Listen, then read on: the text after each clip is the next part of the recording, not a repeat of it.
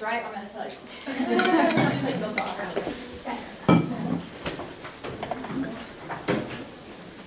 To make this all more clear, the first thing you need to know is what you're looking for on a non-stress test is accelerations of fetal heart rate.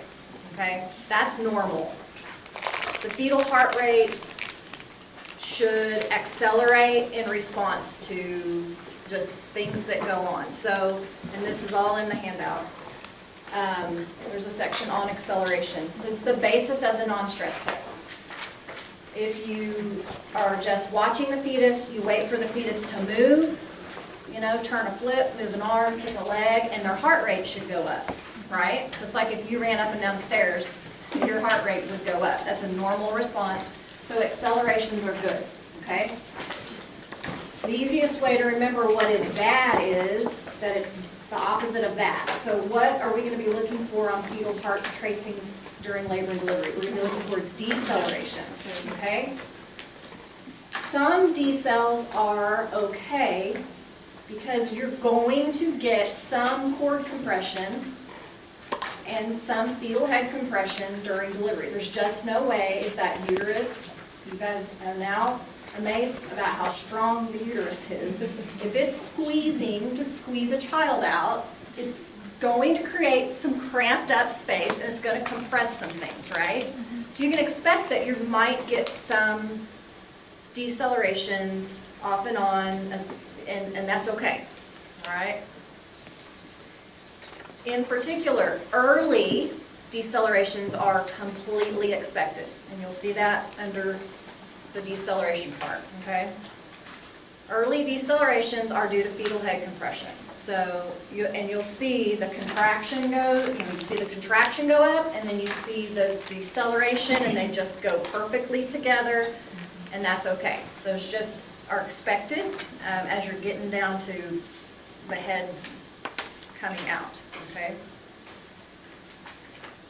Anytime you see a late deceleration, it is bad. Okay, that is basically the gist of this. It's like 13 pages, so you know that late decels are never a good thing. They might be manageable, but they're not a good sign. Okay, so accelerations are good. Early decelerations are expected because you're getting squeezing. Okay, late decelerations are always bad. Okay. I have a whole section on late decelerations that you guys can read over. Is this during labor? Say again. Like, when are we saying that? Like late deceleration? During labor? Yes, during labor. I mean, if you're seeing them on just a non-stress test, then you need to be really worried and calling the doctor that this baby may need to come out now no matter what week they're at. Okay? But we're basically talking about during active stage 2 of labor. Okay. So, again, I have to work this out in my mind. Accelerations are good. Early decelerations are okay and to be expected. Late decelerations are never good. But there's this whole gray area of variable decelerations. Okay, and the handout explains those in more detail. Okay.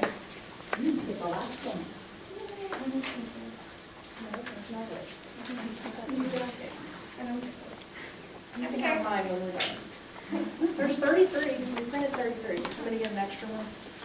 Or we printed 34.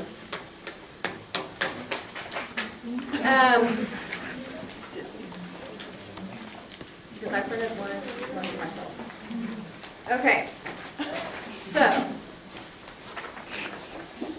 The other thing I want you to take home is variability is good. Okay, just like if you were to run out there and run up the stairs, your heart rate should respond to that, right? So variability of the heart rate is good, whether it goes with the contraction or not.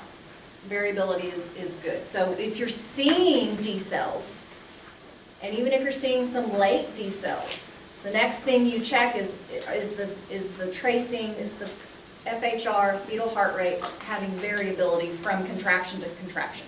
So if the fetus is trying to respond, and we're seeing some of that variability in the tracing, that's good, okay?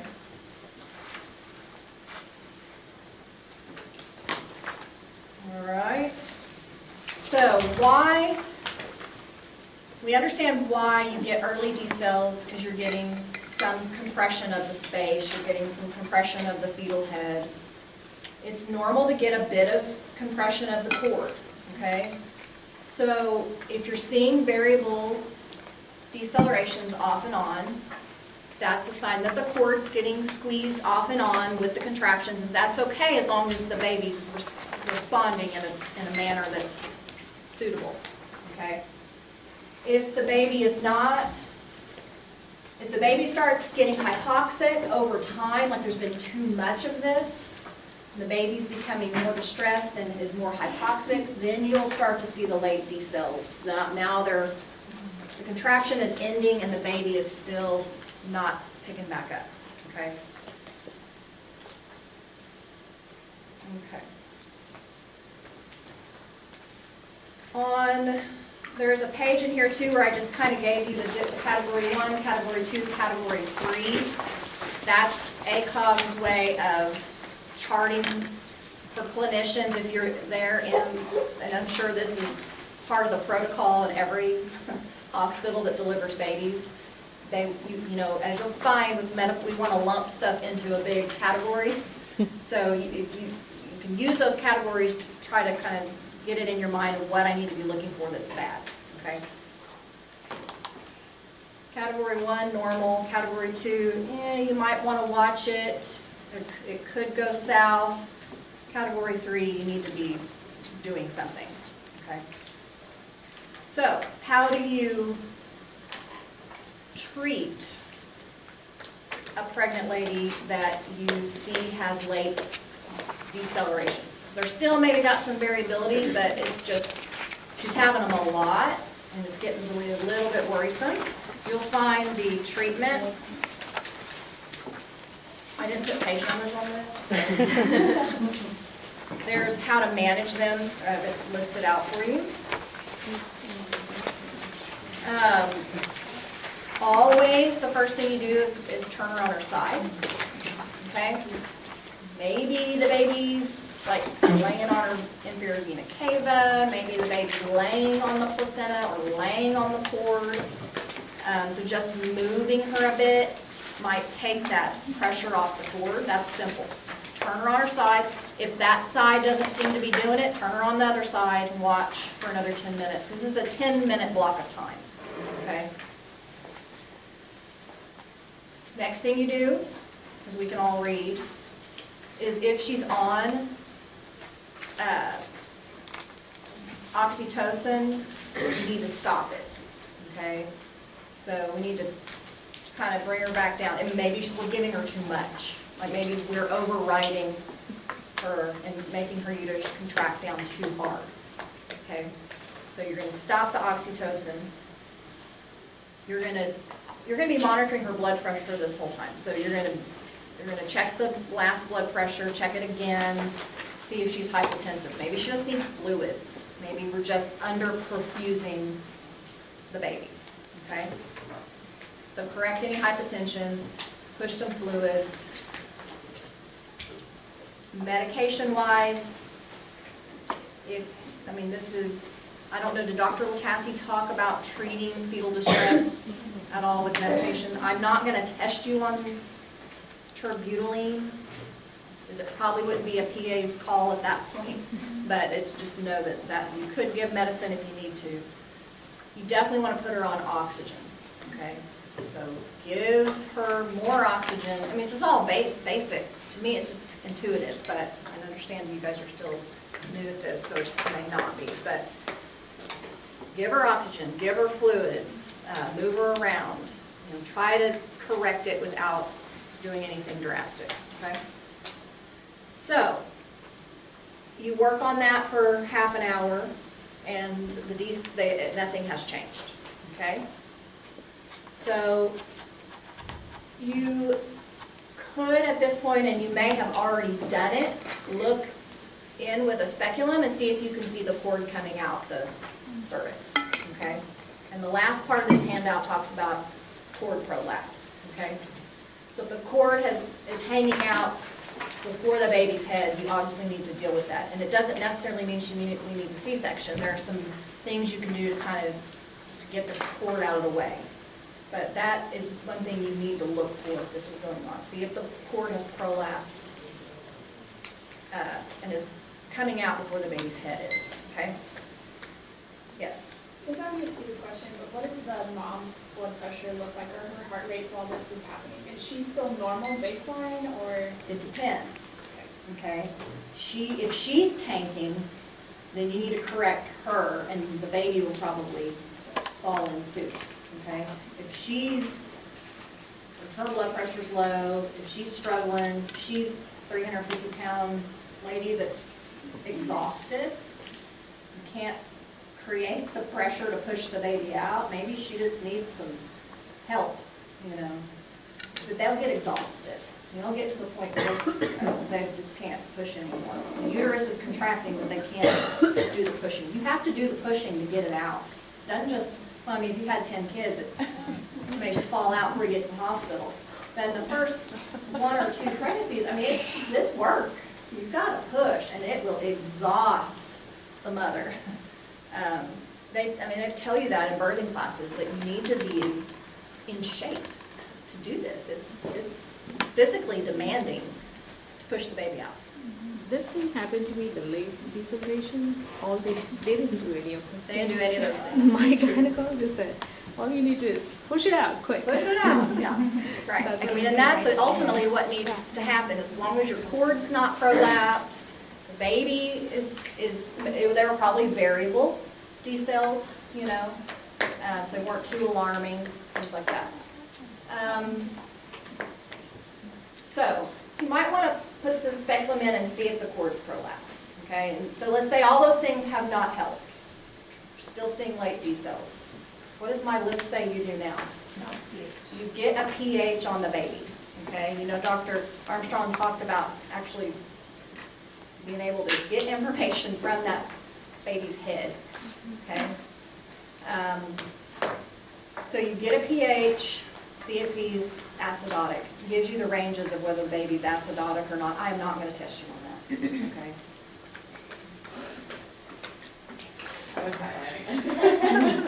I mean, I probably highlighted it on mine too, but yeah, I mean, just acidose. I mean, if the scalp pH comes back that they're acidotic, we now need to be maybe thinking we need to do a C-section. Okay. This is all a big mystery to me, even going through PA school and being a PA and having 2 kids. Like, I never really had any of this outlined for me, so actually I learned with you guys on this. It makes sense if you learn why you're doing it, you know, but just to say, oh, late decels are bad.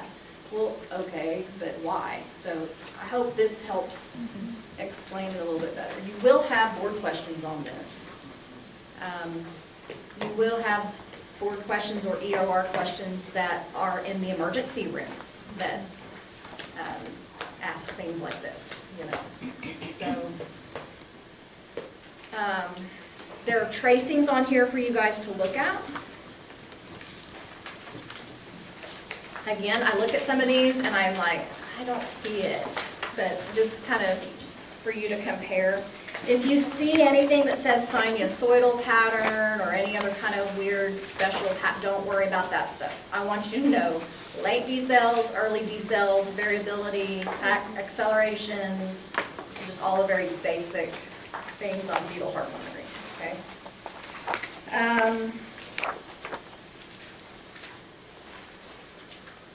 And then again, the last page shows you kind of some things that you can do if there's cord prolapse. Again, with the way malpractice is these days, they're going to have a very low threshold for taking for C-section. You know, I know it's provider dependent on their comfort level, how long they want to let this baby be stressed out, as to how soon they take them to C-section. But I'm not going to make you guys make that call on your test. Okay. On the readings, is it the top one is the mother and the bottom is the baby? The top one, yeah, the top one is the baby, the bottom one is the contraction. Contraction, Yeah. And that kind of, it shows you that on this page, so you kind of need to reference back on what I'm looking at, that stuff, yeah. You'll see it on that page. So, again, don't overthink this too much. I mean, I'm going to be asking you pretty, if you look over this, you're going to be able to answer my questions, and if you listen, just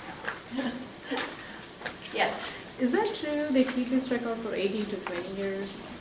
I can go back and sue my gynecologist anytime if something goes wrong with my baby.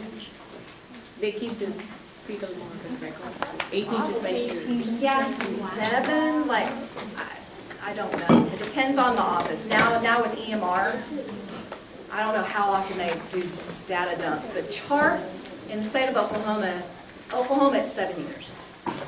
You're required to keep paper charts.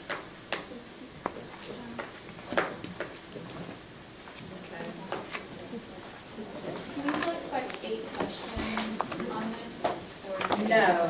Okay, so probably it's going to be somewhere around 4 to 5. And a lot of it, and some of this may tie in with labor, you know, from what we're doing, questions on it. Right now, it's looking like we might be like 90 to 100. Okay. The final grade is just total points, right? Yeah. So it's, right now, because we still have PCOS will be on there, infertility will be on there. OB, physiology will be on there. You know, so that's a big chunk right there. The stuff from this week, and then Dr. Gibson's lecture, Dr. Armstrong's lecture, fetal heart monitoring,